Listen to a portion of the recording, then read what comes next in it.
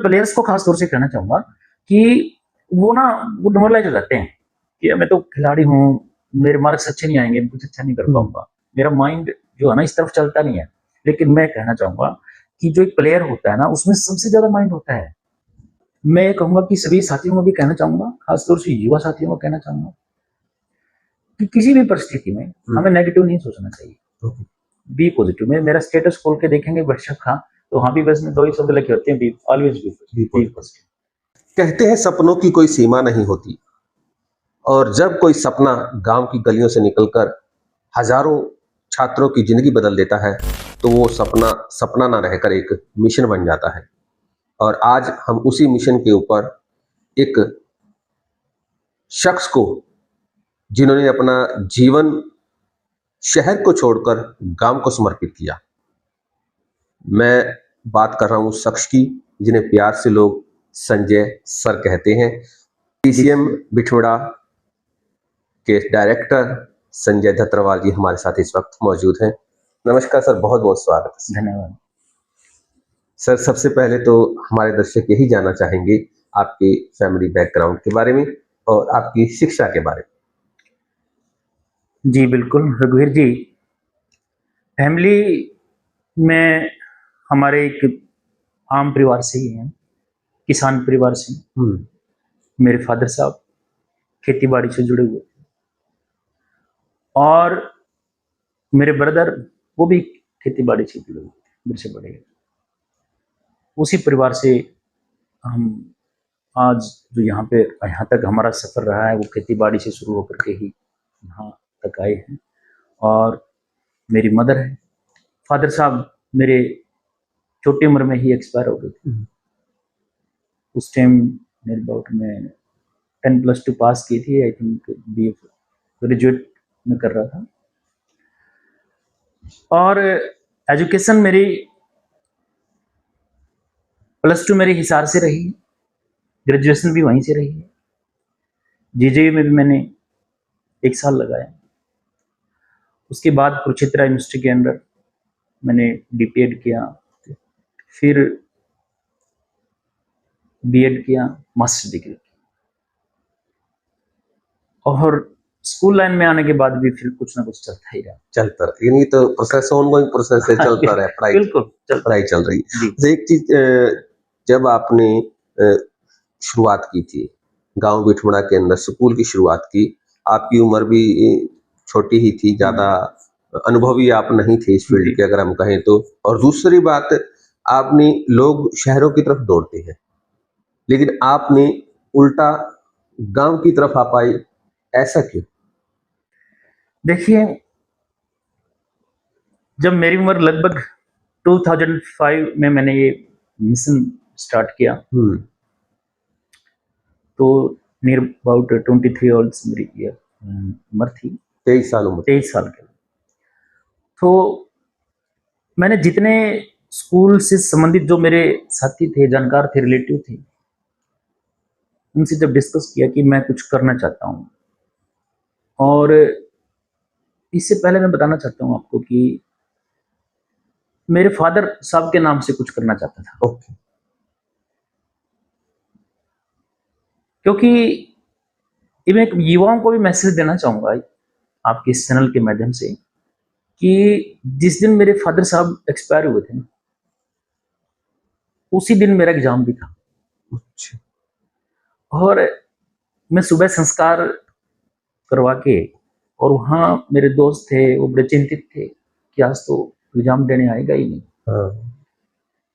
इतना बड़ा हादसा हुआ। लेकिन मेरे अलग ही वर्ड थे सर उस दिन। मैंने उस दिन भी भगवान को धन्यवाद बोला था, थैंक्स गॉड कि इतने दिनों तक तो मेरे ऊपर मेरे पिताजी का साया आपने रखा है, हाथ रखे हैं। बहुत से बच्चे ऐसे होते हैं जिन्होंने अपने पिता का चेहरा भी नहीं देखा, तो उनसे तो लाख गुना ज्यादा भाग्यशाली। तो थैंक्स गॉड करके मैं अपने एग्जाम के लिए डायरेक्ट निकल लिया शमशान में, और वहां पर जाकर के मैंने अपना एग्जाम दिया। तो मेरे फादर साहब बड़े रोल मॉडल थे मेरे लिए।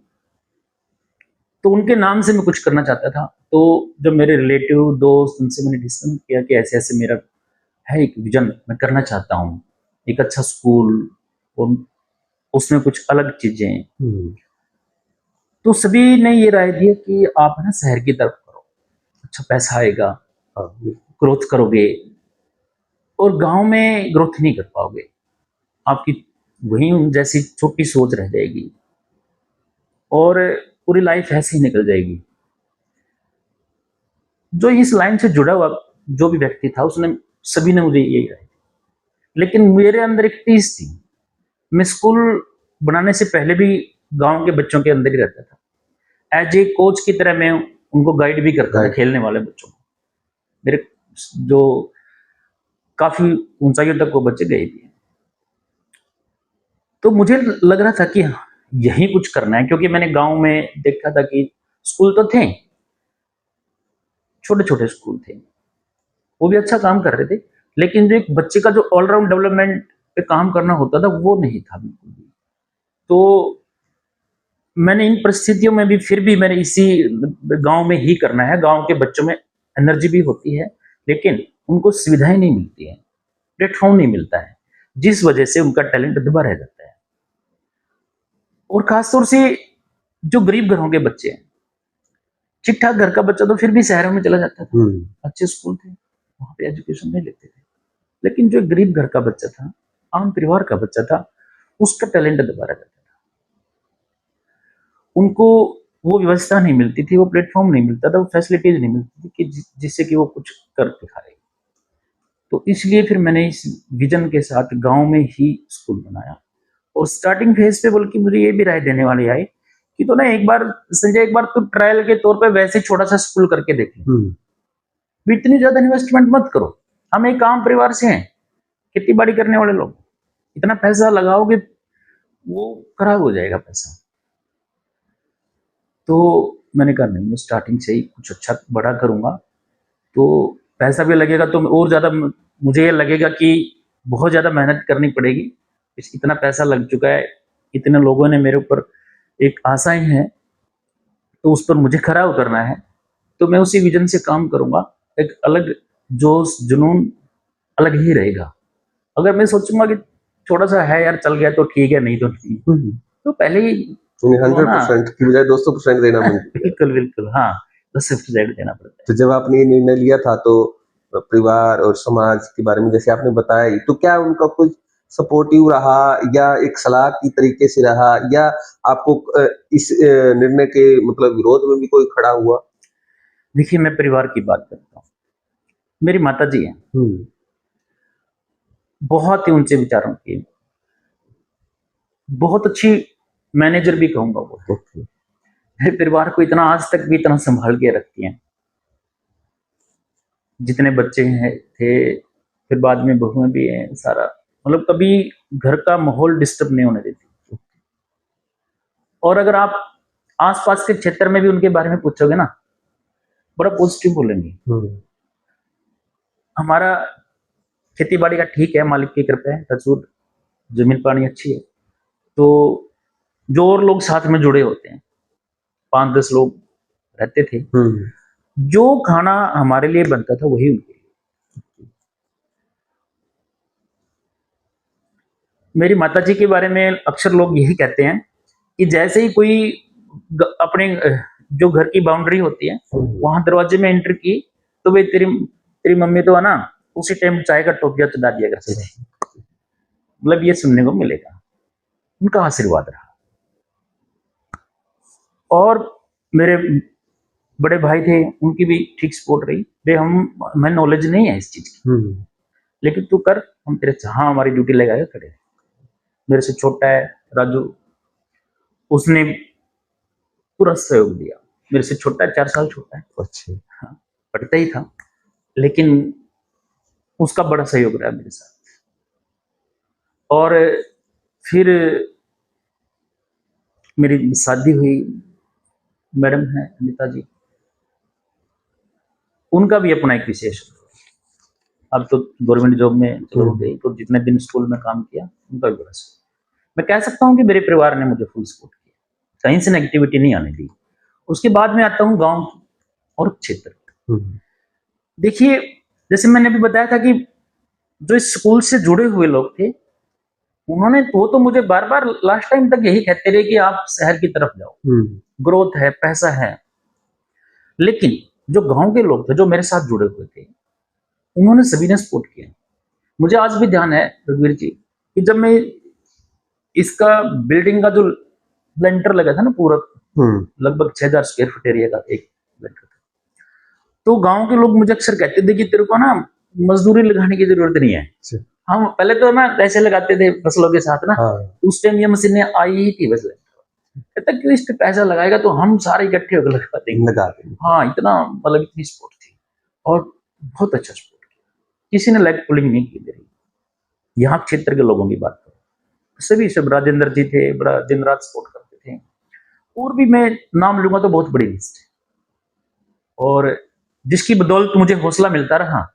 और आज ये जो स्कूल स्टार्टिंग में 2 एकड़ में था, आज करीबन करीबन 5.5 एकड़ में स्कूल है, और ठीक ठाक बच्चे ग्रोथ कर रहे हैं, आप देख ही रहे हैं। बिल्कुल। कोई ऐसी कोई खास घटना रही आपके जीवन में जिन्होंने या जिस घटना ने आपको ये निर्णय लेने पर प्रेरित किया, भाई मुझे गांव में ही जाना है और गांव के लिए ही काम करना है? वैसे इसको घटना तो नहीं कहेंगे रघुवीर जी। मेरी जो एजुकेशन हम यमुनानगर में भी मैं रहा था, हम्म, तो वहां मेरे एक फ्रेंड है, उसके फादर साहब से मैं प्रेरित हुआ थोड़ा अच्छा, कि बेटा क्या करना चाहते हो।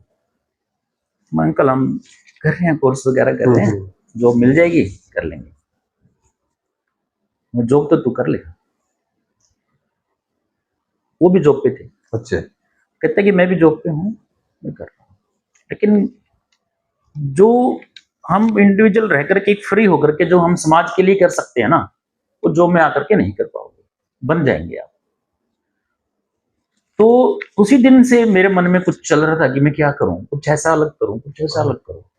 और मेरे फादर साहब भी, मुझे बाद में आती हैं चीजें ध्यान में ना, हाँ जी, तो उस टाइम भी छोटा था ना, उस टाइम भी बार बार एक दो बार बोल दिया करता, भाई तू कुछ अलग करेगा।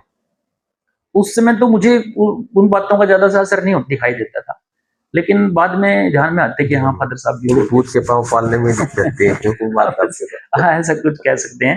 यानी तो आपकी वो कुछ ना कुछ तो ऐसी प्रवृत्ति रही होगी, चाहे पढ़ने की लगा लीजिए, चाहे एक एक्टिविटी लगा लीजिए, लोगों से हटके जो। मैं मेरे काम के प्रति बड़ा डेडिकेट रहा हूँ शुरू से। मेरी हैबिट रही है बचपन से ही सुबह उठ करके एक्सरसाइज करना, कि मुझे याद ध्यान ही नहीं है कि मैंने कब शुरू की हो। हाँ, छोटा सा गांव था, वहां मतलब रोड के ऊपर चलना, बच्चों 2-4 बच्चों, पहले मैं बड़े बच्चों के मेरे से बड़े सीनियर थे उनके साथ भी चलता था, कि फिर स्पोर्ट्स में भी थोड़ा सा रहा। ज्यादा अचीवमेंट मेरे स्पोर्ट्स की खुद की नहीं रही। तो फिर स्टडी से संबंधित भी मैं मेरे फ्रेंड सर्कल में ठीक ठाक ही रहा हूँ। मुझे कभी भी मतलब ये कह सकता हूँ कि किसी एक पहले फेल वो तो है करते थे, हाँ, आजकल तो नहीं होते बच्चे, है ना, आजकल नहीं। रिपेयर फेल ये चीजें। मैं किसी भी आज तक एक एग्जाम तो पूरी क्लास से छोड़ दो कि एक सिंगल सब्जेक्ट में भी फेल नहीं हुआ। ठीक, और ठीक ठाक लाइफ रही। हिसार भी मैं जब गया तो वहां पर भी मेरा रूटीन जो है वो वही रहा कि सुबह शाम एक्सरसाइज और टाइम टू टाइम अपना क्लास वर्क होमवर्क, जो जो मेरे सामने टारगेट था मैं उसको पूरा करने की भरपूर कोशिश करता था। शुरुआत आपने कर दी, जी तो शुरुआत के बाद सबसे बड़ी चुनौती जो है आपको क्या मिली? देखिए रघुवीर जी, आपने भी बताया था अभी कि मेरा अनुभव नहीं था। हम्म, मेन चीज ये थी कि मैंने स्टार्टिंग फेज में ही स्कूल में डायरेक्ट 10+2 तक का स्कूल, ओके, तो फिर मैंने, मेरी एक हैबिट जरूर थी कि मैंने कम से कम 100 स्कूल विजिट किए। ठीक, ये अनुभव तो नहीं है कहीं से प्राप्त कर लें कम समय में ज्यादा चीजें, मैं सोच रहा था भी स्कूल चल रहा है तो ये क्यों चल रहा है, अगर ये स्कूल फेल है तो क्यों है, उसके कारण जाने, ठीक, क्या क्या कारण, वो सारे एनालिसिस किया कि मैंने। और ये कि ये तो मैं नहीं होने दूंगा, भी आपका करेक्टर सही रहना चाहिए, आपकी रेगुलरिटी सही रहनी चाहिए, कंटिन्यूटी से सब चीजों में किस किन चीजों एकेडमिक क्या काम करना है बच्चों में, सब चीजों का मैं करता रहा। लेकिन जिस टाइम मुझे आज भी ध्यान है कि रिकॉग्नाइजेशन वो मेरे स्कूल की स्टार्टिंग में नहीं थी, फाइल चल रही थी हमारी। एक स्कूल वाले साथी से हमने टाइप किया कि वो पुराना वही था, उसने नया स्कूल बनाया था। अच्छा। मैंने सोचा कि हाँ इसके साथ लग जाता हूँ, तो उसके साथ मेरी फाइल चलती रही, मैं कोशिश करते रहा, चंडीगढ़ गए। वहां क्या हुआ कि उस टाइम डायरेक्टर थे के खंडेलवाल जी, उनका बड़ा टाइट नेचर था। अच्छा। बहुत टाइट, और शायद प्राइवेट स्कूल वालों के प्रति इसका और भी ज्यादा टाइट मुझे लग गया, जहां तक मैं मिला भी उनसे, हम 5-4 साथी मिले थे उनसे, तो लग रहा था कि ये नहीं करेगा। जिसमें जो मेरे साथ में जिनके सहारे में चला था, उन्होंने क्या किया कि उन्होंने 10+2 की फाइल हटा करके ओनली 10th की फाइल लगा दी। हाँ, संजय तू भी ऐसा ही कर ले। 10th की जो रिकॉग्नाइजेशन देनी थी वो हमारे ज्वाइंट डायरेक्टर थे स्वात जी, उन्होंने देनी थी। वो सॉफ्ट नेचर के थे, वो बड़ा कोऑपरेट कर रहे थे। हाँ आओ, ले जाओ उसको। यहाँ पे टचवुड की गांव वालों ने इतना सहयोग दिया कि बच्चे लाइन में लग के आ रहे थे। ओके। स्टार्टिंग फेज पे ही। तो अब यहाँ से मैं कॉल कर रहा हूँ, भाई एडमिशन क्या चल रहा है, मैं चंडीगढ़ बैठा हूँ। वो कह रहे बच्चे तो खूब है। अब दिल्ली अखबार में आ रही थी कि बिना मान्यता के स्कूलों को बंद करेंगे। मैंने तो स्टार्ट ही किया था, सिर मंडाते ही ओले पड़े। वो यहाँ डर बैठे कोई गाड़ी आएगी या बंद करा देगी। मैं उधर फाइल हमें मिलने रहा, वहाँ डॉक्यूमेंट हमारे चल रहे, मान्यता मिल नहीं रही। तो वो उस टाइम बड़ा स्ट्रगल था मेरे लिए। अनुभव कम था, और जिनके साथ लगा वो पीछे हट गए। मैं चाहता था मैं भी उनके साथ हट सकता था। मैं ये भी कहना चाहूंगा, अपना विजन अगर आप मजबूत रखेंगे ना, रास्ता अपने आप मिल जाता है। रास्ता मिल जाता है, थोड़ी तकलीफ होती है और उसकी थोड़ी स्ट्रेटजी ठीक करनी होती है, और हम वहां तक पहुंच जाते हैं। तो रघुवीर जी, मैं पीछे नहीं हटा। मैंने +2 की फाइल ही रखी। जहां से भी कोई अप्रोच, पॉलिटिकल अप्रोच की जरूरत थी या कैसी भी थी, मेरे और साथी मैंने गांव से भी लेके गया, सभी ने, जो दूसरे स्कूल के साथी थे ना, छोटे स्कूल में कहूंगा, जो बैठे थे यहाँ, उन लोगों के साथ भी मेरा बड़ा अच्छा व्यवहार रहा।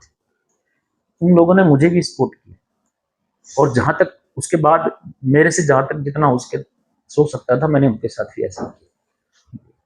तो वो बड़ा स्ट्रगल था मेरे लिए। मैं यहाँ बात हुई तो यहाँ कहते भी तू हमें नहीं पता, यहाँ स्कूल में तभी आना जब लेटर तेरे हाथ में हो। मैं तो चंडीगढ़ ही बैठा, तो मैं वहीं बाई चांस, चलो ये लंबी हो जाएगा हमारी वार्तालाप की, वहाँ कैसे हम फाइल भी गुम हो गई थी, बैड लक। अच्छा। वो ना, वो एक सिर मंडाते हुए वो उसके साथ ही साथ भाई देसी भाषा में दुबली ने 2 साठ। अच्छा। वो भी हो गया था। वो भी हो गया। हाँ, फिर वो फटाफट उसकी जेरोक्स कॉपियां कैसे करके, फिर वहां फिर मुझे एक खरब साहब है वो मिले, बड़ा अच्छा सपोर्ट किया उन्होंने। तो छोटी सी उम्र में तो यार इतना बड़ा। हाँ, मैं एक बताता हूँ, ये आप गांव की बात पे आते हैं ना। अब खंडेलवाल जी जो डायरेक्टर थे, वो मैंने जब उनको अपना सारे स्कूल का जो वहां पे मैप दिखाया कि मेरा, उसे चेक की फाइल, कहता ये एक्चुअल में बिल्डिंग है भी या वैसे जूठे लगा रखे है। सर क्या बोले, ये जितने गांव में स्कूल है ना, वो मैप कुछ लगाते हैं, बिल्डिंग कुछ होती है, कुछ और होती है। हाँ, आपका भी ऐसे ही मिलेगा। मैंने कहा सर प्लीज, मैं तो आपसे रिक्वेस्ट करता हूँ कि आप विजिट करें, या आपके किसी भी डेलीगेट्स की विजिट करवाएं, क्योंकि जो परमिशन मिलती थी बिना विजिट के मिलती थी, और उस पे फिर हम वो ओनली डॉक्यूमेंट्स पे मिल जाया करते उस टाइम उसमें। हाँ, 2003 की जो नियमावली थी ना, उस समय की बात कर रहा हूँ। तो बोला अच्छा, मैंने कॉन्फिडेंस से बोला, तो उसने फिर मेरे को सपोर्ट भी किया। नहीं तो कह रहे कि जमीन कहीं की दिखाते हैं, स्कूल कहाँ चलाते हैं। उन लोगों को पता होता है भाई थोड़ा क्या क्या चल रहा है। मैंने कहा कि मेरी तो जमीन भी वही है, स्कूल भी है यार, बिल्डिंग भी यही है, अधिकारियों को सब पता होता है। बिल्कुल। हाँ, उस टाइम कोई ये व्हाट्सएप कॉल वगैरह का सिस्टम था नहीं, वो अगर उसके जरिए मैं उसके जरिए दिखा देते, वीडियो दिखा देते, कुछ और दिखा देते, तो वो मेरे लिए बड़ा उस टाइम मतलब रात को नींद नहीं आती थी कि मैंने इतने बड़ा सिस्टम भी शुरू कर दिया है, और काश मैं इसको आज से 6 महीने पहले ये काम करता तो शायद ये ठीक ठाक हो जाता। फाइलें मैंने डिले कर दिया है, मुझे बड़ा उसमें वो मेरे लिए स्टार्टिंग फेज पे बड़ा दिक्कत थी। तो उस समय कुछ ऐसा लगा भी यार पंगा गलत ले लिया? कई बार लगता था, मैं रात को ना 2 बजे तक नींद नहीं आती थी, ऐसा हो जाता था। चिंता हो जाती थी, क्या यार, कहाँ कहाँ यूनिवर्सिटी लाइफ थी, हॉस्टल लाइफ थी, हम जब मर्जी उठ रहे हैं, जब मर्जी सो रहे हैं, कुछ है ना। अब ये इतनी सी उम्र में पंगा ले लिया, बड़ा पंगा ले लिया। लग कुछ रहा था, है कुछ आसान दिख रही थी, है बहुत मुश्किल। वो कहते हैं दूर के ढोल सुहावने डर के लगते हैं। आने लगते हैं, राइट। तो इतनी मतलब चीजें हुई सामने खड़ी, तो फिर मुझे, मैं ये सोच के सो जाता था कि सुबह 5 बजे फिर उठना है, तो आंख बंद करके मैं सो जाता था। और फिर ये दिमाग में रहती थी कि हाँ पंगा तो ले लिया, पूरा करना ही करना है, कैसे भी करें, कितना ही दुख तकलीफ कैसे भी आए करेंगे। वो सिर्फ कहते थे, कुछ लोग होते भी हैं, अरे यार संजय ठीक ठाक जमीन पानी थी तो ठीक, एजुकेशन ठीक थी, और तेरे को गवर्नमेंट जॉब मिल ही जाती ढंग से, कुछ ना कुछ ठीक ठाक हो ही जाता, तो क्यों इसमें पचड़े में पड़ गया। मैंने नहीं, तो यही करना है कुछ ना कुछ। बस बड़ा अच्छा रहा, लोगों का एक सपोर्ट मिलती रही, हम करते रहे ठीक है।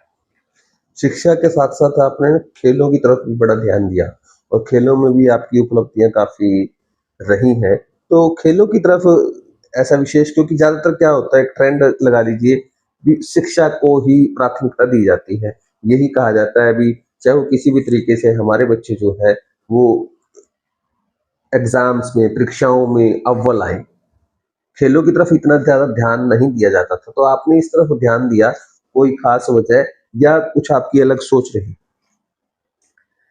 देखिए, शिक्षा, हर कोई स्कूल वाला एक ही बात बोलेगा कि हम ऑलराउंड डेवलपमेंट पे काम करते हैं, बोलते हैं बस, राइट। ऑलराउंड डेवलपमेंट पे काम करते हैं। ऑलराउंड डेवलपमेंट में स्पोर्ट्स या एजुकेशन का पार्ट है, मेन पार्ट है। तो उस पर हम काम नहीं कर रहे हैं। आपकी शिक्षा अधूरी रही कि नहीं रही? बहुत से बच्चे ऐसे होते हैं कि उनका इंटरेस्ट, उनका टैलेंट ही उस लाइन का होता है। लाइक दिस, अगर हम सचिन तेंदुलकर को बोलते कि तू सिंगर बन जा, क्या वो बन पाता? मैंने एक उदाहरण इस तरह का सुना था। तो हमारे बच्चे भी जो है ना, इनमें अलग अलग टैलेंट होता है और ये बहुत कुछ अच्छा कर सकते हैं। और एक चीज ये भी है, सचिन तेंदुलकर कुछ खास पढ़े भी नहीं हुए हैं। ये भी चलो, मैं ये तो नहीं कहूंगा, ये मेरा थोड़ा इसमें इसके लिए मैं एग्जांपल दूंगा बच्चों को। सफलता की बात करते हैं। हाँ, सफलता की तो बात करेंगे उसमें, ठीक है। यही कहा जाता है अभी ज्यादा पढ़ेंगे लिखेंगे तो नवाब बन जाएंगे, खेलेंगे कूदेंगे तो खराब हो जाएंगे। ये तो बहुत पुरानी बात है, अब ये चेंज हो गया, ये तो बहुत चेंज है, ये तो बहुत साल पहले की बात। मैं मुझे बीच में ध्यान आया कि ये स्टडी की बात करेंगे ना, मतलब ये कहावत और थी कि जो खेलने वाला होता है, पहलवान होता है, उसका दिमाग घुटनों में होता है ना। घुटनों में कुछ नहीं होता है, दिमाग अपनी जगह ही होता है, अपनी जगह ही होता है। हमारे शरीर का हर एक पार्ट जब हम सोचते हैं, समझते हैं, बोलते हैं, ये सारा यहाँ से ऑर्डर होता है। बिल्कुल। हम इवन दैट कि हम कहते हैं ना कि मैं दिल से बोल रहा हूँ, दिल से कुछ नहीं, ये दिल से कुछ नहीं बोलता है। लेकिन ये तो पार्ट है हमारे, हम यहाँ से निकलती सारी चीजें, साइकोलॉजिकल होता है सब कुछ। तो मैं प्लेयर्स को खास तौर से कहना चाहूंगा कि वो ना, वो डिमोरलाइज हो जाते हैं कि मैं तो खिलाड़ी हूँ, मेरे मार्क्स अच्छे नहीं आएंगे, कुछ अच्छा नहीं कर पाऊंगा, मेरा माइंड जो है ना इस तरफ चलता नहीं है। लेकिन मैं कहना चाहूंगा कि जो एक प्लेयर होता है ना, उसमें सबसे ज्यादा माइंड होता है। सबसे, सचिन की बात करें, चाहे हम सचिन तेंदुलकर की बात करेंगे तो बहुत अच्छा बैट्समैन रहा है, मास्टर ब्लास्टर रहा है। विकेट टू विकेट 22 गज की दूरी होती है, और शोएब अख्तर जैसे बॉलर जिनकी स्पीड 160 प्लस की होती है, उसके हाथ से जब बॉल छूटती है तो उसके बैट तक जाने में माइक्रो सेकंड लगते हैं। Micro second. उस माइक्रो सेकंड में सोचना पहले तो कि करना क्या है, और फिर एक्शन लेना कि इसको ड्रॉप करना है, इसको उठा के इसको शॉट लगाना है, इसको किस तरह से फील्डर से भी बचाना है। ये देखिए, वो वहां पे जो माइंड का माइक्रो सेकंड में जो माइंड काम कर रहा है, ये प्लेयर प्लेयर ही कर सकता है, अदरवाइज किसी भी फील्ड का कोई भी नहीं कर सकता। डिसीजन मेकिंग बहुत उनकी मतलब बड़े शार्प माइंड हो जाता है प्लेयर का। किसी भी गेम में ले लीजिए, चाहे हम वॉलीबॉल की बात करें, पता ही नहीं होता कि बॉल कब कहाँ कैसे कब आएगी, आते ही हमने उसको एकदम से दिशा देना होता है। अब किसी, चलो कोई यूपीएससी की तैयारी कर रहा है, कोई सिंपल क्वेश्चन आ गया कि हमारे भारत के पहले प्रधानमंत्री कौन थे, राष्ट्रपति कौन थे, उपराष्ट्रपति कौन थे, तो हम वो तो सोच के बता सकता है ना, है उसके पास टाइम है, सेकंड है, 5 सेकंड है, आराम से। अब प्लेयर कैसे सोचेगा, तो ये बॉल आ गई, अरे मैं इसको क्या करूं, इतनी बार गिल्ली उड़ गई आपकी। तो इसमें दूसरा, मैं स्कूल में स्पोर्ट्स के साथ खुद भी थोड़ा जुड़ा हुआ था, और स्कूल करने से पहले मैंने बताया कि मेरे साथ दो कबड्डी के बहुत अच्छे अच्छे प्लेयर यहाँ से निकले हैं। दौड़ की बात करें, कुरिया की बात करें, और उसके छोटे प्लेयर हमारे 30 और काफी बच्चे थे, अच्छे अच्छे बच्चे थे। उन्होंने पूरे हरियाणा पंजाब में अपना डंका बजाया। उसके बाद महेंद्र भी आ गया था, और उन स्कूल बनाने से पहले भी मैं इनको अच्छी ट्रेनिंग कोशिश करता था कि जितना हो सके इनको ट्रेन करूं। चाहे हम बाहर वेट कम है, उनको फिजिकली ग्रोथ के लिए हम बाहर कोल्हापुर लेके गए, तो इसलिए वो इंटरेस्ट था, और वही मैंने फिर यहाँ स्कूल फर्स्ट डे से ही स्पोर्ट्स स्टार्ट किया। और उसके साथ ही फिर मैंने जिस तरह पीटीआई, डीपी, कोच, वो पैरेलल बने ऐसे ही रखे। सब बड़ा बच्चों ने भी बड़ा अच्छा रिजल्ट दिया थे। तो ऐसी कौन सी उपलब्धि थी जिसे आप स्कूल के लिए टर्निंग पॉइंट मानते हैं? उपलब्धि चाहे वो खेलों में रही है, चाहे वो शिक्षा में रही, इसको आप टर्निंग पॉइंट मानते हैं? टर्निंग पॉइंट तो खैर मैं वैसे, रघुवीर जी, स्कूल जब 2006 से हमारा फर्स्ट बैच शुरू हुआ था ना, हमें हर ऐसा कोई सेशन नहीं गया कि हमने ग्रोथ नहीं की हो, बच्चे ना बड़े हो। और खास बात ये भी रही कि ज्यादा दूर से भी हमने बच्चे नहीं जोड़े। ट्रांसपोर्ट जो है ना नॉर्मल रखा, यहीं से जितनी एक कैपेसिटी होती है, हाँ मुझे इतने तक ही रखना है, वो ये आसपास के क्षेत्र से ही पूरी हो जाया करती थी। और रिजल्ट हमारा फर्स्ट सेशन से ही, एकेडमिक रिजल्ट की बात करो तो बहुत अच्छा रहा है। अभी करीबन आप कह सकते हैं कि 18 से लगभग 18 साल हमने बोर्ड कक्षाएं ली है। तो 18 में से मैं दावे से कहता हूँ, पूरे क्षेत्र के जितने स्कूल है, मैं दावे से कहता हूँ कि कम से कम 12 से 13 बार हमारा स्कूल आपको फर्स्ट मिलेगा ऑल ओवर। ये नहीं कि हमारी क्लास में 100 बच्चे हैं, 100 में से कितने बच्चे मेरिटोरियस हैं, कितने बच्चों की ज्यादा कितने, ये नहीं कि एक बच्चे ने टॉप कर दिया, वो नहीं है। और हमारे स्कूल की रीना रानी, जिसने पूरे हरियाणा में 10वीं क्लास में तीसरा स्थान प्राप्त किया, खट्टर साहब ने स्पेशल सम्मानित किया। स्कूल को भी विशेष रूप से बधाइयां दी गई, शिक्षा मंत्री के द्वारा बाय कॉल बधाई दी गई। वो भी हमारे लिए बड़ा उस समय प्राउड का समय था। कहाँ से थी बेटी? कहाँ से थी बेटी हो? यहाँ गांव बिठमड़ा से। बिठमड़ा की गुड़िया थी, गांव का ही बच्चा था। गांव का ही बच्चा था। तो उसके बाद तो गांव वालों का विश्वास और भी बढ़ गया होगा। देखो, या अपेक्षा ही बढ़ गई, कह सकते हैं। अपेक्षाएं भी बढ़ जाती है, और गांव का विश्वास फर्स्ट डे से ही, मतलब मैं कहूंगा फर्स्ट डे से ही पूरे गांव का आज तक मेरे ऊपर फेथ है। मतलब ये नहीं कि एक स्कूल के लेवल पे नहीं। हाँ, एक और खास बात बताता हूँ कि इतने साल हो गए स्कूल को कि हम इतने टीचर होते हैं, मेरे पास अभी 100 के नियर अबाउट इसमें टीचर स्टाफ मेंबर्स टोटल है।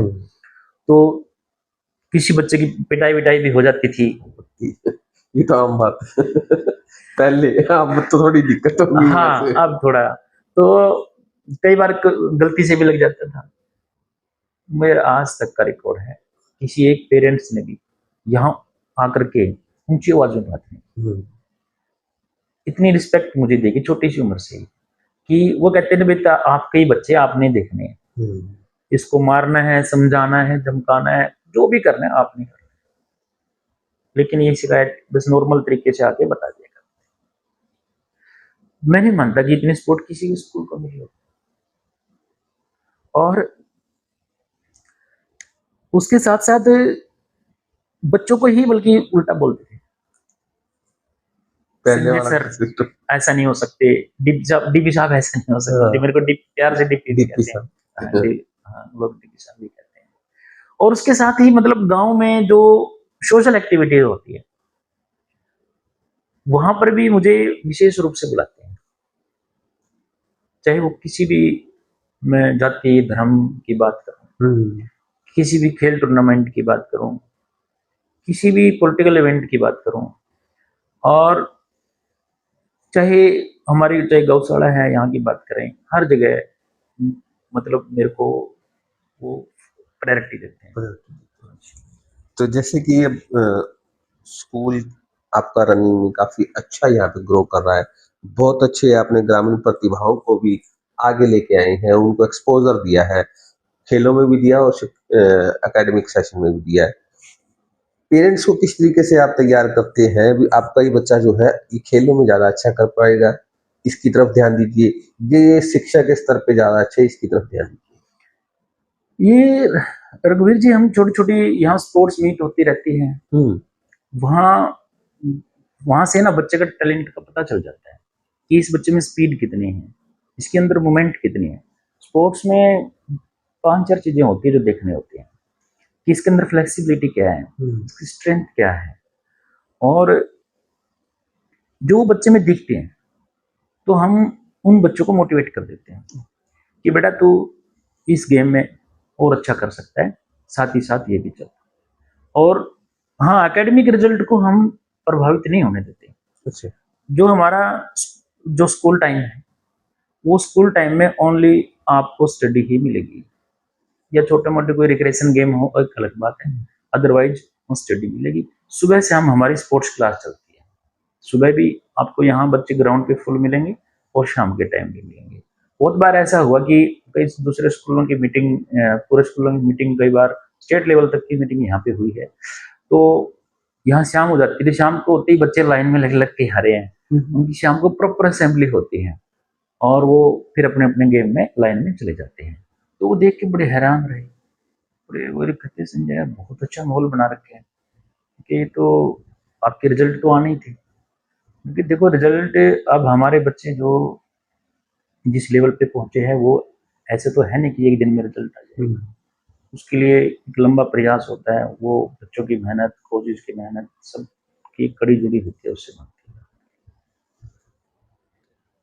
कोई ऐसा खिलाड़ी या कोई ऐसा बच्चा जिसकी कोई आदत जो है, चाहे वो खेलों की हो चाहे वो पढ़ाई की आदत हो, वो आदत आप चाहें भी और बच्चों के लिए एग्जाम्पल बने, कोई शेयर करना चाहेंगे जिसका आपने देखा हो भी उसकी ये आदत थी ना, ये बहुत अच्छी थी और मैं चाहता हूँ मेरे वो सभी बच्चों में वो आदत आ जाए। ओके, देखिए इसमें पर्टिकुलर किसी बच्चे का नाम तो मैं नहीं ले पाऊंगा। अच्छा, लेकिन बच्चे जो है ना स्टार्टिंग फेज पे जब स्टार्ट करते हैं गेम, वो सोचता है कि खेलना बहुत आसान होता है, ये सोचते हैं कि ये तो पढ़ाई से ज्यादा आसान काम है। लेकिन मैं बता देता हूँ, स्टडी जो है ना वो इससे कहीं गुना ज्यादा आसान है। प्लेयर्स को ना मेहनत नहीं, तपस्या करनी पड़ती है। तपस्या, हाँ, प्लेयर्स को अपना सबसे पहले टाइम मैनेज करना पड़ेगा कि मैं कितने घंटे तक मुझे स्टडी करनी है, कितने घंटे तक मुझे रेस्ट करना है, कितने घंटे तक मुझे परिवार को जो थोड़ा बहुत काम हो जाता है, घरेलू काम जो हो जाता है, वो कैसे समय उसको कैसे मैनेज करना है। उसके बाद उसका मेनली डाइट के ऊपर रहता है, ये नहीं कि कोई कुछ भी आज सामने आया, फास्ट फूड है कैसा भी है उसको हमने वो कुछ नहीं कर पाएगा फिर। और फिर उसको प्रॉपर रेस्ट भी करना होता है। वो उसके साथ साथ जो यहाँ कोचेस जो ट्रेनिंग देते हैं वो इतनी एक शेड्यूल के साथ इतनी हार्ड हो जाती है कि ट्रेनिंग टाइम में बहुत से बच्चों को तो मतलब ट्रेनिंग करते करते वोमिटिंग भी हो जाती है, इतना हो जाते हैं। तो कुछ बच्चे ना स्टार्टिंग फेज पे आते हैं, देखते हैं उसको, शुरू में चाव चाव में लगे रहते हैं, फिर उनको लगता है कि अरे तो बड़ा टफ, इतना आसान भी नहीं है, फिर वो ना वो मुंह हो जाते हैं, चले जाते हैं। तो बहुत से बच्चों को पकड़ पकड़ के हमने दोबारा कि बेटा देखो मेहनत तो करनी पड़ेगी, लेकिन इसका जो रिजल्ट आएंगे ना वो गजब ही आएंगे। मतलब ये देखना, मैं नाम नहीं लूंगा कि 2 बच्चे तो हमारे ऐसे थे, दोनों भाई, वो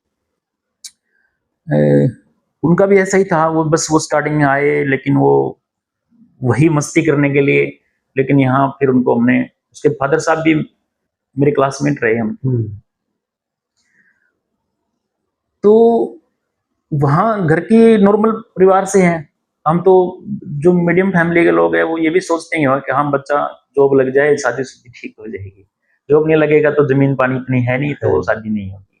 तो वो बड़ी चिंता थी उनको दोनों ही। तो फिर यहाँ हमने उनको मोटिवेट किया, खेलना स्टार्ट किया, ठीक ठाक वो मेडल लेकर के आए, उनकी अच्छी अचीवमेंट हुई, और स्पोर्ट्स कोटे से ही दोनों बच्चे भर्ती हो गए।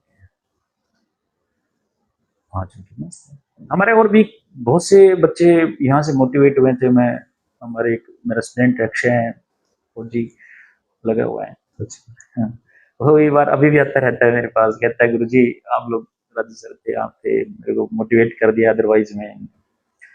बहुत बच्चे, बड़ा अच्छा लगता है जब मैं उनको देखता हूँ ठीक ठाक सक्सेस हैं और ठीक लेवल पे बैठे हैं। और बाकी चर्चा करें तो अभी इंटरनेशनल प्लेयर काफी निकले मेरे स्कूल से।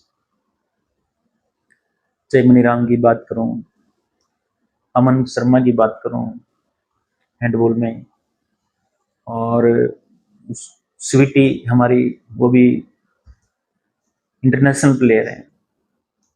और उसके बाद मीनू आपको पता ही है, वर्ल्ड चैंपियन है। वर्ल्ड चैंपियन, हाँ, हमारे क्षेत्र ही नहीं, अगर हम नरवाना से लेकर के सिरसा डबोली तक जाएंगे, उसके बराबर की अचीवमेंट किसी की नहीं है। और अभी अमृता रानी उर्फ मीतू अभी आज एट प्रेजेंट चाइना में खेल रही है, इंडिया टीम को रिप्रेजेंट कर रही है। तो एक नई उपलब्धि और ऐड होने। हाँ, नई उपलब्धि ऐड है। अभी भी एक बच्चे का भी नाम नहीं लूंगा, वो भी ट्रायल पे है। अच्छा, हाँ, वो मालिक ने चाहा शायद वो भी इंडिया टीम में सिलेक्ट हो जाए। अभी अंडर एज जो टीम बनेगी इंडिया की, उसकी ट्रायल के लिए हो गई। तो ये अभी शुरुआत, अभी तो मैं सोचता हूँ, हमेशा बोलता हूँ कि अभी मेरी ये शुरुआत है, हमारे बच्चों की, हमारे कोचेज की शुरुआत है, मेरे स्कूल की शुरुआत है। आगे बहुत कुछ होने वाला है। 18 साल हो गए। हाँ जी, लगभग बालिग हो गए। अब तो और जोश जुनून से काम करेंगे, बढ़ गया, बढ़ गया, जिज्ञासा भी बढ़ गई है, और अच्छा काम करेंगे। कोई ऐसा मतलब कोट होता है जैसे कोई भी, या कोई ऐसा व्यक्ति होता है, या कोई ऐसी पुस्तक होती है जिसका जीवन के ऊपर बहुत ज्यादा प्रभाव रहता है, या ये कह लीजिए जब भी हम किसी प्रकार के मतलब कि दुविधा में होते हैं, तो उसको याद करके या उसकी सहारा लेके हम उस दुविधा से बाहर निकल जाते हैं। तो आपके जीवन में भी कोई ऐसा है, चाहे वो पुस्तक भी हो सकती है, चाहे वो कोई कोट भी हो सकता है, या कोई आदमी व्यक्ति भी हो सकता है? देखिए, जब भी थोड़ा बहुत स्ट्रेस, वैसे तो मेरा नेचर बड़ा सॉफ्ट है, सभी को पता ही है। बच्चे भी मेरे सामने बिल्कुल खुल के बोल लेते हैं, कुछ भी कहना हो। ज्यादा स्ट्रेस होता है, फिर भी नेचुरल प्रोसेस है, ह्यूमन बीइंग में होता है कई बार। अपेक्षाएं लोगों की ज्यादा होती है। और तो मेरी एक हैबिट है, जब भी कोई इस तरह का, मैं अपना मोबाइल उठाता हूँ, अच्छा, और ग्राउंड पे निकल जाता हूँ। ओके, ग्राउंड पे हल्की हल्की वॉकिंग और वहाँ चलती रहती हैं, और फिर मैं किसी अपने फ्रेंड को या रिलेटिव को वो बातें शेयर कर लेता हूँ। अच्छा, और स्ट्रेस दूर हो जाता है। कोई विशेष को करते हैं या रैंडमली कर लेते हैं? ना, रैंडमली भी कर लेता हूँ, और एक दो विशेष भी हैं। अच्छा, जी, तो मैं अब एक दो का नाम लूंगा तो दूसरे मेरे साथी वो नाराज हो जाएंगे। अच्छा, मेरा नाम नहीं आया। बुक्स जो है मैंने ज्यादा नहीं पढ़ी, मेरा इतना ज्यादा शौक नहीं है किताब पढ़ने का। इस लाइन में आने के बाद मैं बिल्कुल कम पढ़ पाया, लेकिन फिर भी थोड़ी बहुत धार्मिक किताबें भी, जो उनका मेन जो होता है, जैसे सिद्धार्थ प्रकाश है, थोड़ी दिन मैंने वो भी पढ़ी, कुछ सेशन लगाए थे उनकी, बहुत चीजें अच्छी लगी।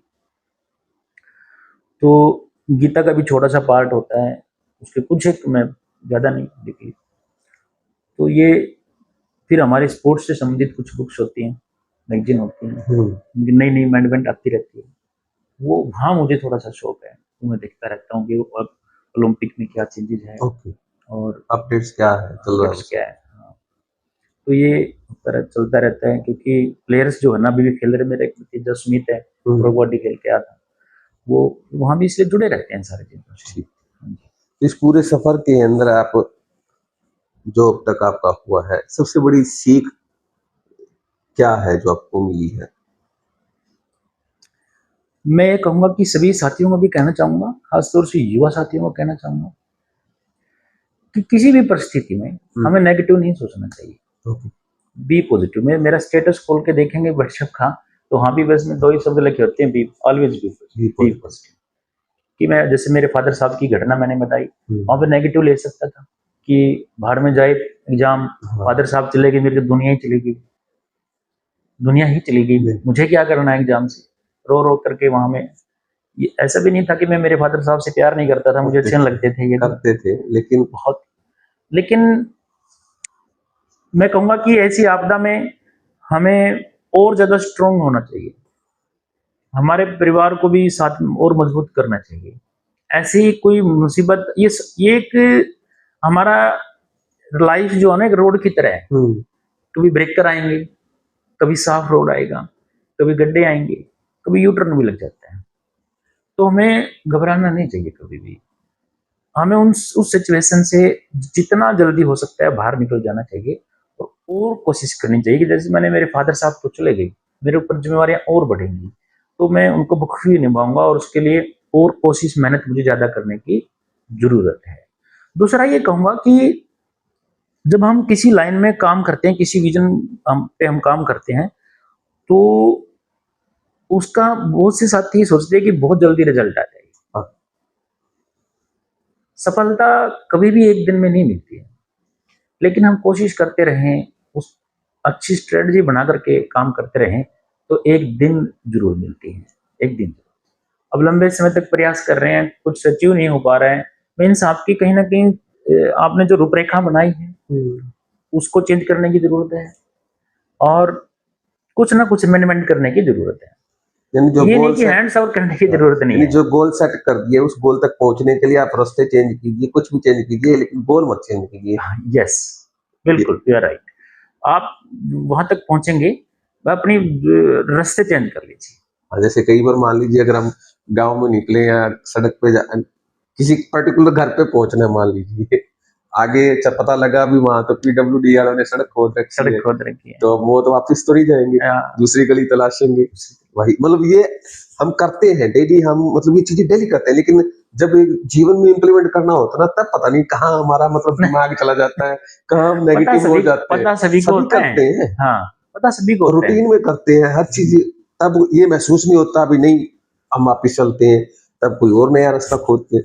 तो बहुत अच्छी बात लगी आपकी, बी पॉजिटिव हमेशा रहना चाहिए। हाँ, क्योंकि उससे आप तो पॉजिटिव ये लगता है ना कि ये गलत हुआ है, वहां हो सकता है कुछ ना कुछ सही हुआ हो आपके लिए। हमें ये सोचते रहना चाहिए, मैं चाहिए कहीं ना कहीं हमें यहाँ पे अवसर मिलेगा कोई ना कोई। और आपका खुद का भी व्यक्तित्व जो है, या जो आप जिस तरीके से बिहेव कर रहे हैं, वो सराउंडिंग में भी बहुत असर डालता है। अगर आप पॉजिटिव रहेंगे तो आपको आपके साथ जुड़े हुए लोग भी पॉजिटिव रहेंगे, क्योंकि जब आपकी वो कहते हैं ना शक्ल देख लेते हैं तो वो भी होता है, उनको लगता है यार, जैसे आप बोल रहे हैं कि मेरे ना, जैसे मेरा संडे लगभग बिजी रहता है, तो रोज कहते हैं संडे आज तो फ्री मिलेगा, नहीं फ्री नहीं होता हूँ। मेरे कई रिश्तेदारी में रोड में ना कई छोटे मोटे झगड़े चलते रहते हैं, चलते रहते, तो वो स्पेशल मेरे को बुलाते हैं, एक बार आना संडे, इनको समझा के जाना है, समझा के जाना है। ये नहीं कि बंटवारे का मुझे ज्यादा सा अनुभव नहीं है, मैं इनको समझा के आता हूँ बैठ के, यही बातें होती है मतलब पॉजिटिव करने के लिए कि हमें ऐसे ऐसे परिवार में ऐसे मिलकर रहना है, करना है। तो वो मतलब मेरे को सबसे पहले बुलाते हैं, यहाँ संजय को बुलाते हैं, ये कुछ समझाएगा, तो मैं 4 बातें मेरी माता जी से जो सीखी है वो बोलता हूँ, 4 बातें पिताजी से सीखी है वो बोलता हूँ, कुछ मैंने मेरे अनुभव से सीखी है वो बोलता हूँ। जोड़ने की कोशिश करते हैं, तोड़ने की कोशिश नहीं। बहुत अच्छी बात है। और अभी एक हमारा एक छोटा सा रैपिड फायर राउंड कह सकते हैं, हम क्वेश्चन पुट अप करेंगे, आपको बताना है आपको किताब अच्छी लगती है खेत?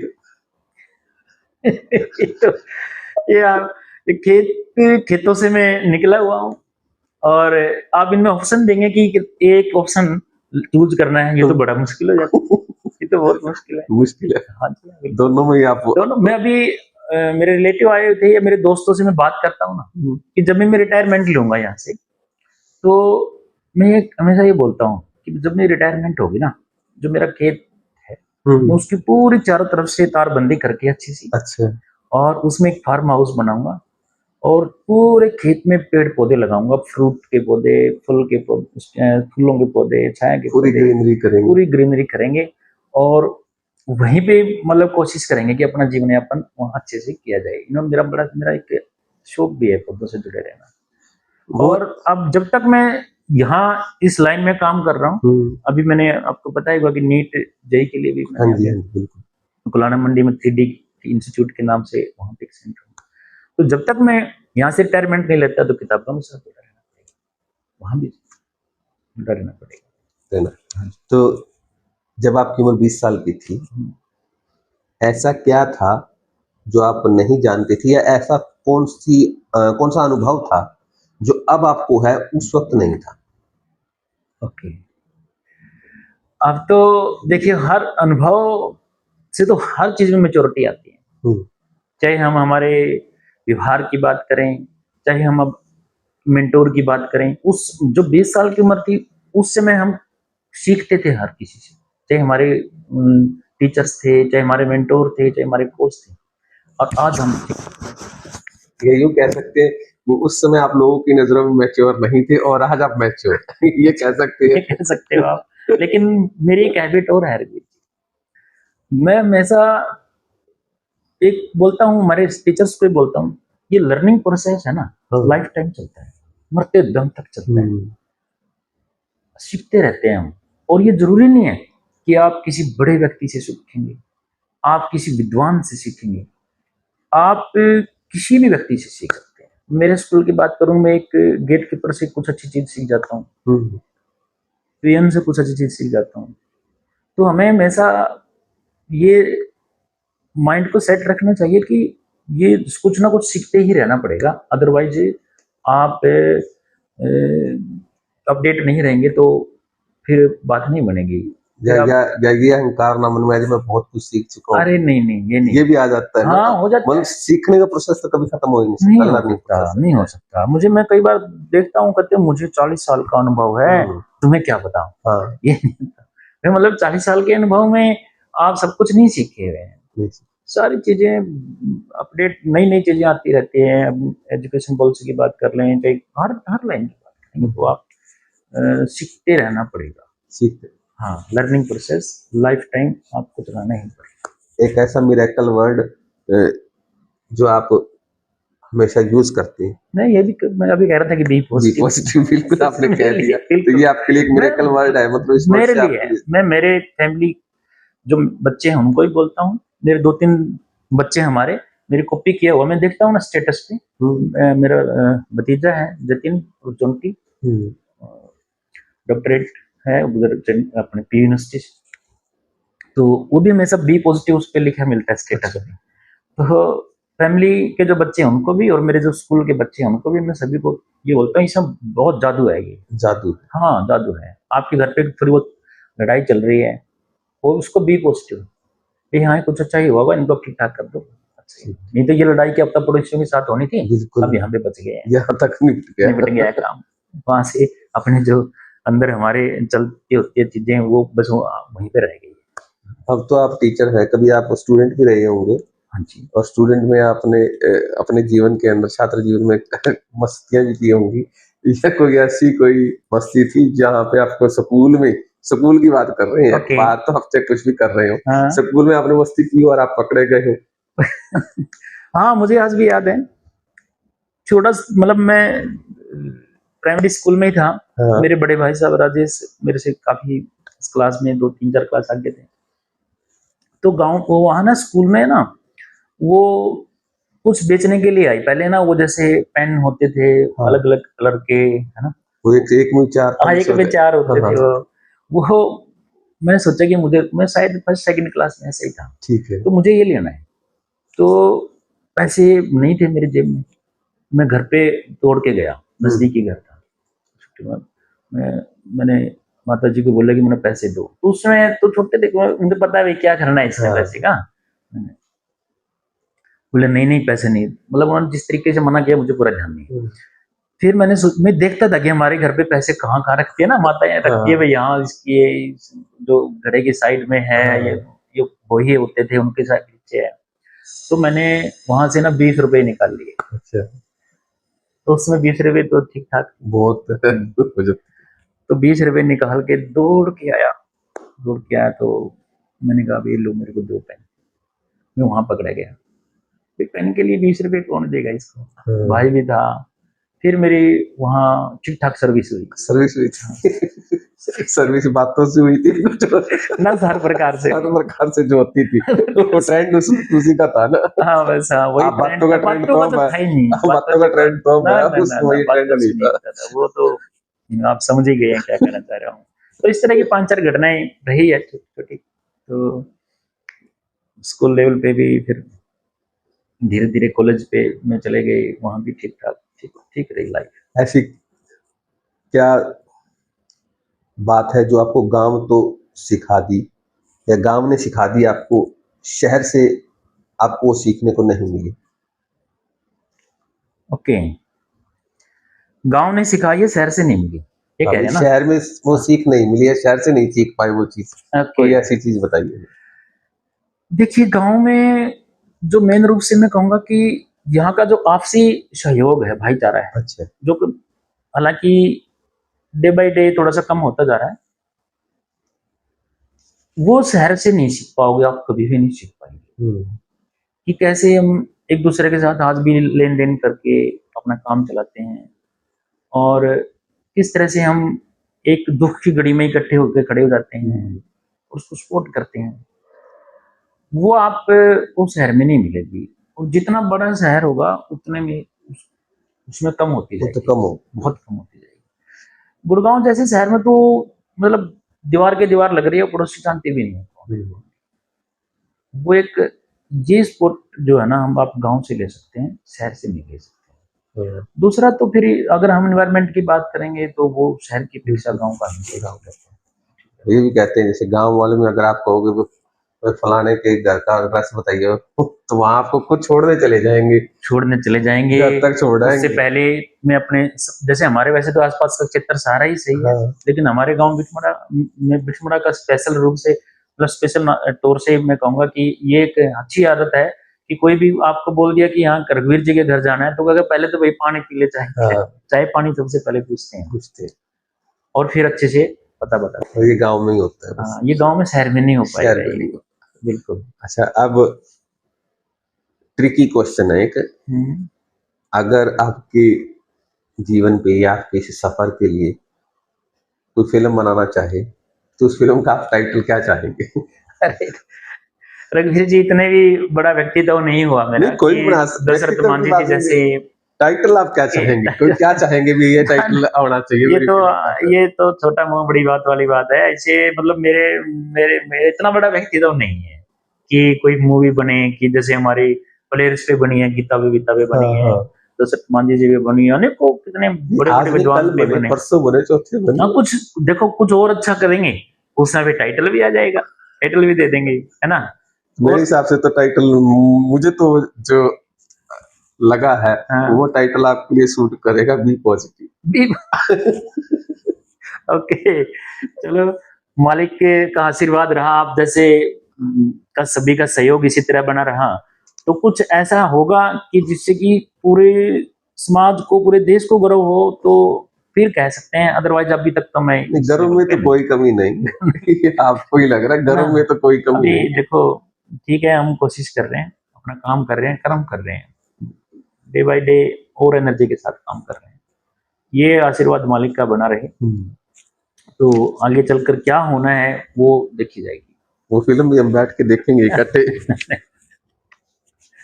चलो, वो कहते हैं कि आपके मुंह में खांड शक्कर। हाँ। तो ये कुछ अच्छा हो जाए तो और भी अच्छी बात है। तो साथियों, ये थे हमारे साथ संजय सर, जिन्होंने शहर को न अपनाकर गांव को अपनाया और गांव में शिक्षा की वो अलग जगाई जिसने इस क्षेत्र को काफी समृद्ध कर दिया शिक्षा के मामले में। और इसके साथ साथ जो खेलों के अंदर इन्होंने तरक्की की, ऑलराउंड जो इम्प्रूवमेंट होती है या ऑलराउंड जो बच्चों को तैयार करना होता है, अगर उसका सही एग्जाम्पल आप देखना चाहेंगे तो मेरे हिसाब से डीसीएम स्कूल जो है पिठमड़ा के अंदर मौजूद है वो इसका एक करेक्ट एग्जाम्पल है। और फिल्म का नाम तो इन्होंने नहीं बताया, आप क्या लगता है अगर सर की इस पूरी जर्नी के ऊपर कोई फिल्म हो तो उसका टाइटल क्या होना चाहिए? कमेंट में हमें जरूर बताइएगा और इसी तरीके से हमारे साथ जुड़े रहिएगा। भविष्य के लिए आपको सर बहुत बहुत शुभकामनाएं। धन्यवाद।